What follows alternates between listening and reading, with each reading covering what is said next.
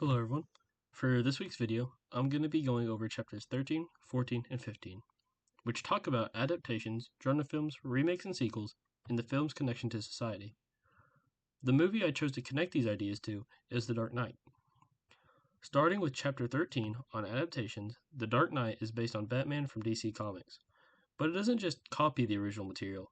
Instead, it kind of reinterprets it into something more realistic and serious. It takes a character that's usually seen in a more comic-style world and places him in a setting that feels more like real life. This shows how adaptations can change the tone or style of a story to better connect with modern audiences. I also think it shows how adaptations reflect the time period they're made in. The movie focuses a lot on crime, fear, and chaos, which makes it feel relevant to real-world concerns instead of just being a typical superhero story. Moving into chapter 14, genre films, The Dark Knight is technically a superhero movie, but it also mixes in elements of crime and thriller. That's important because it shows how genre films don't always stick to just one category. It still has the basic structure of a hero versus villain, but it also challenges that a little bit. The Joker, for example, doesn't act like a typical villain. He's unpredictable and doesn't really have a clear goal, which makes the story feel less predictable. This chapter also talks about sequels. The Dark Knight is a sequel to Batman Begins. What stands out is that it doesn't just repeat the first movie. Instead, it builds on it by making the conflict more intense and developing the characters further.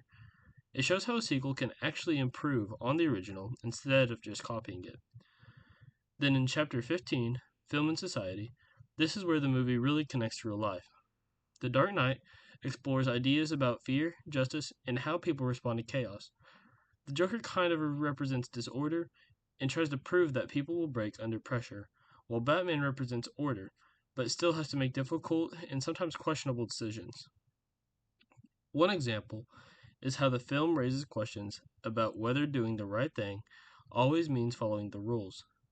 Batman uses surveillance and other methods that aren't completely ethical, which connects to real-world debates about security and privacy.